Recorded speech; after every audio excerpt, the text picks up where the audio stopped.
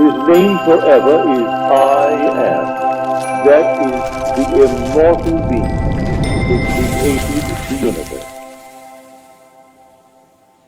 His steadfast love endures forever. So into the mind of man came God himself, which is I Am. That's the Lord. There is no other God.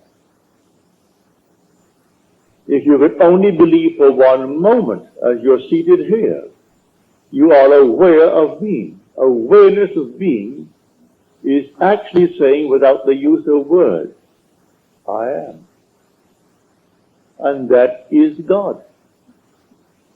If you could only believe that you are that altogether wonderful being that he chose to give himself to, your entire world would change. You would see everything differently. To feel that I am wanted.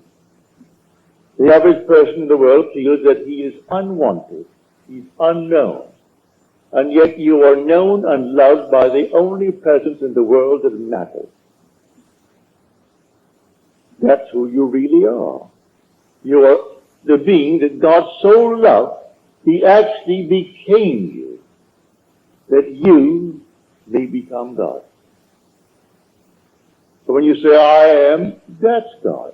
And there is no other God.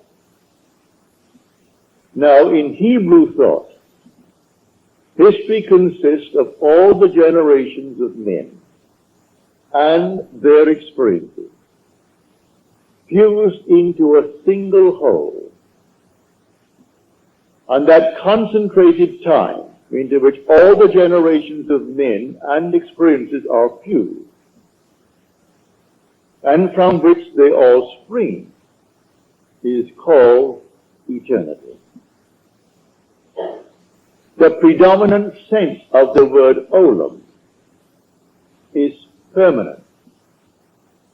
It means the continuous, as again, or in contrast to the fragmentary time that quickly passes away.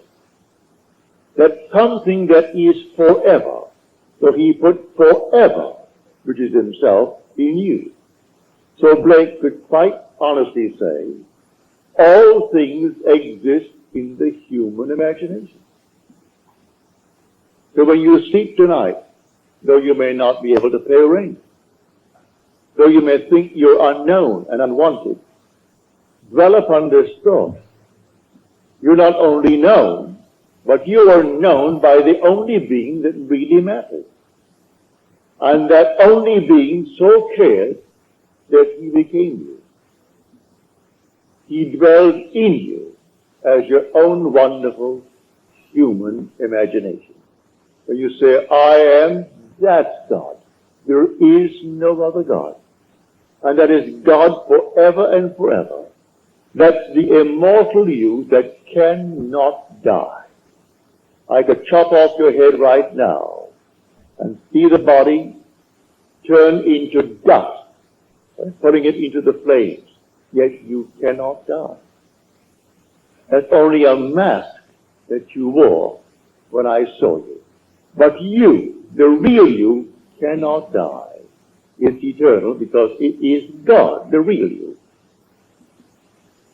If you could only catch this feeling, your whole world will change. You'll feel important. You'll feel wanted. Wanted by what? The government? No, that's nothing. That's transitory. All things pass. But this one that so loved you passes not. He simply so loved you, he actually became you. And he is the eternal being in the world. You dwell upon that, and your whole feeling changes concerning your value in this world, who you really are, and what you amount to. You're the chosen one. You are the elect. So let me share with you a few letters that came this week. I see a few of them here who wrote it. One lady wrote saying that she found herself in her swimming pool, and she was floating on her back.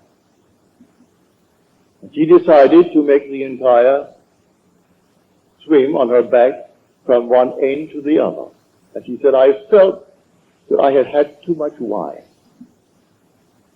And I felt really to the point of capacity. And I shouted out, I have had too much wine. And then I got embarrassed that I had so much wine that even my words would not take the proper course. And I corrected myself and said, wine. I said, I do enjoy a drink, but it's not wine. I like something stronger. I am not given to excessive drinking, but when I do have a drink, I like something stronger. But here it was wine, and I am floating on water in my own pool.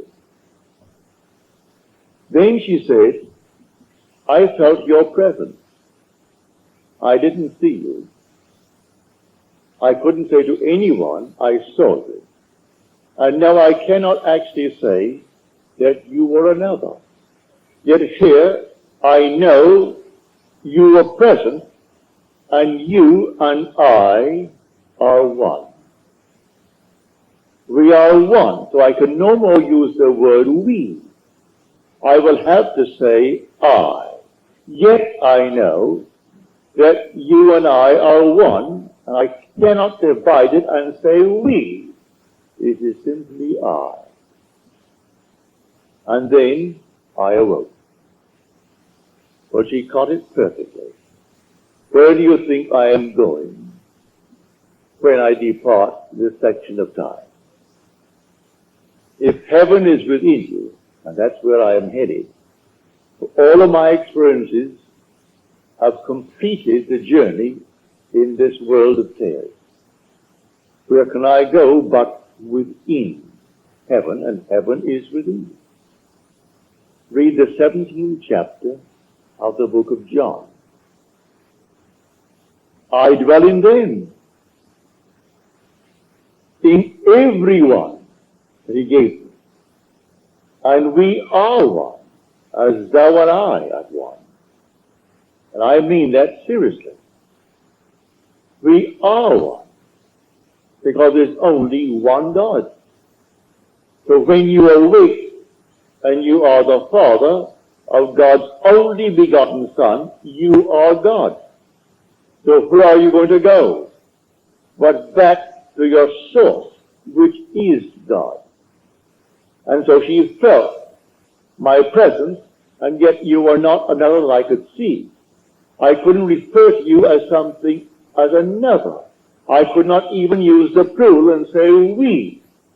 And yet I knew we were one, and I felt your presence, and yet it's my very being.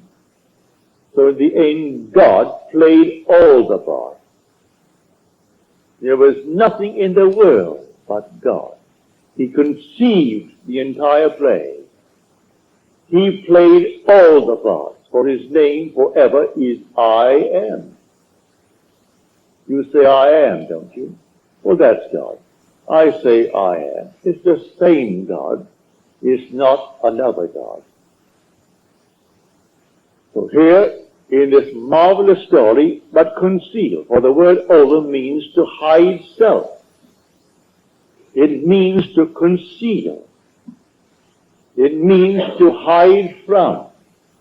It also means the lad, the youth, the stripling, the young man. And he put olam into the mind of man. What did he put into the mind of man? There's only Jesus Christ. But divide the word. Jesus is the Lord. That's I am. Christ is his son. It's the son of the Lord. And that Christ is David. He is the lad. So when he stands before the king, the demented King Saul, and Saul said to him, whose son are you, young man? He first inquired of his lieutenant, Abner. Said, Abner, whose son is that youth? As your soul liveth, O king, I cannot tell. Inquire whose son the stripling is. And then when he could not find out, he brings him before the king with the head of the giant in his hand. And then the king addresses David. He said, "Whose son are you, young man?" He said, "I am the son of Jesse." The son of Jesse. Well, Jesse means I. I am telling you, I am the son of God. The word Jesse means I am. It's any form of the verb to be. It means Jehovah exists. And Jehovah is Yod-Heh-Vav-Heh, which really means I am. So he's telling you, I am the son of the one whose name forever and forever is I. So he stands before you. For who did he put into the mind of man? He put himself and his son into the mind of man. So Paul, making the discovery, could say, do you not realize that Jesus Christ, which is the Lord and his anointed one, his son, are in you? And in the end of time, his purpose is revealed. God's purpose is to give himself to us, literally. So, in the end, you awake, and his son calls you Father. You tell the stories of those that he gave you out of all that he has, that you may bring them to a certain level of awareness. And when you depart, and where are you going to go? Into them. For where is heaven but within? So when she said, I cannot say we, I can only use the personal pronoun in its singular form, I. And yet I felt your presence and knew that we were one, but I can't use the word we. I am so much you, I can't say we. That's what I'm trying to tell you. So we come to the end, and the journey is over. I am just simply your own wonderful I am. So in the end, when the curtain comes down on the entire drama, God, who conceived the entire thing, played it all and forgave all. Forgave everyone because he played every part in the world. Now another letter, and he is here tonight. He said, through my years, I have used imagination to achieve my goals in this world. And yet I found myself having used my imagination, and I completely forgot the incident. Then it came to pass